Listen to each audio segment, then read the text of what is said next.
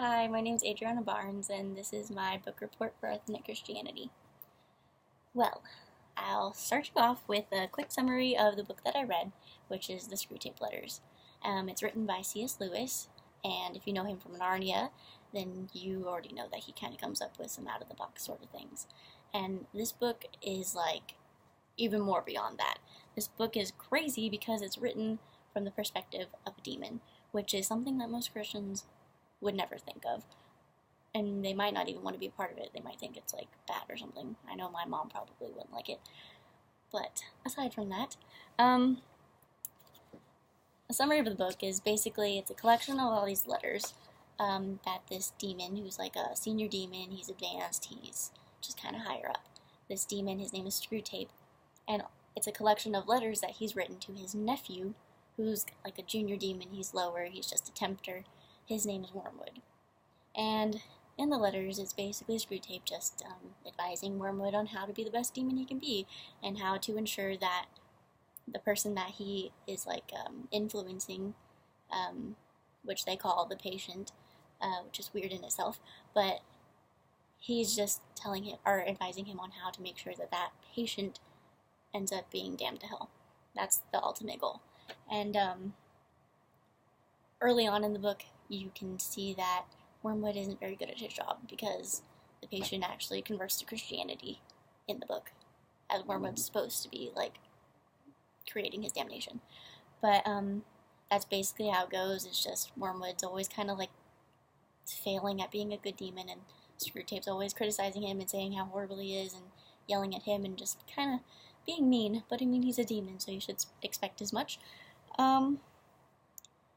But that's how it goes for the majority of the book. It's just the patient will struggle here and there from the influences of Wormwood, and but for the most part, he always kind of sticks to the path that God has for him. And a big part in the book is when the patient meets a Christian girl and falls in love with her, and she has a Christian family, and that's just like a big boost in his Christian faith, and makes him kind of more steadfast in what he's doing and in Christianity in itself, which is the exact opposite of what Screwtape and Wormwood wanted. They're always trying to steal his faith. They're always trying to get him to sin, but that's like a big step in the wrong direction if you're looking at it from their perspective.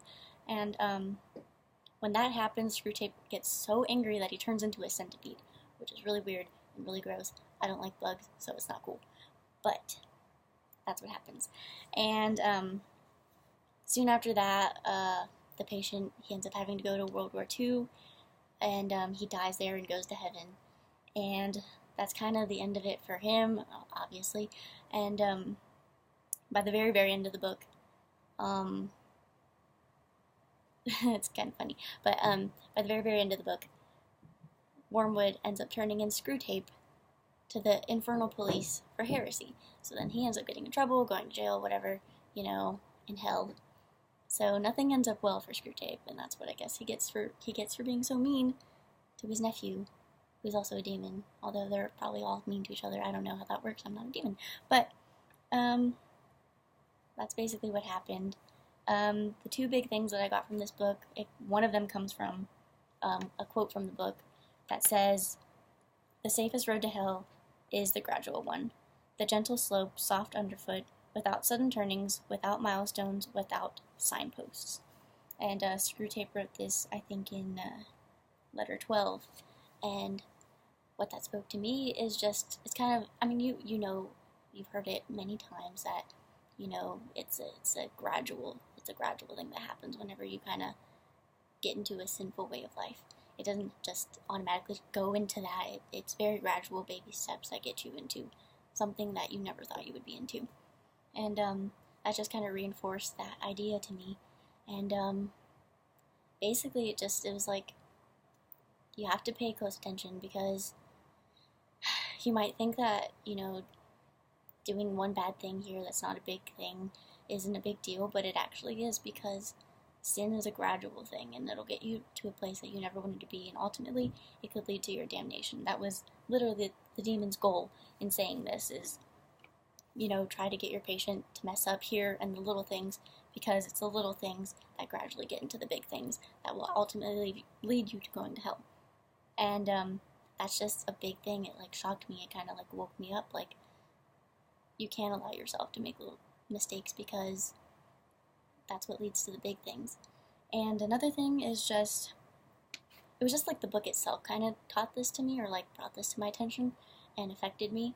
It's just that you have to constantly be like conscious of what's going on and what you're doing, because there's always the enemy trying to get you and trying to make you fall and trying to make you not go down the path that God wants you to do.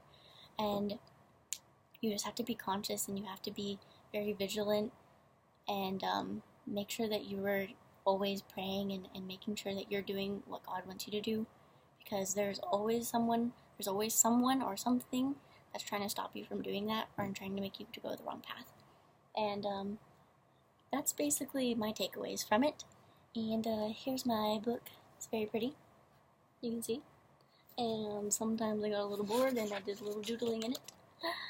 But yeah, that's my book report. Thanks for listening.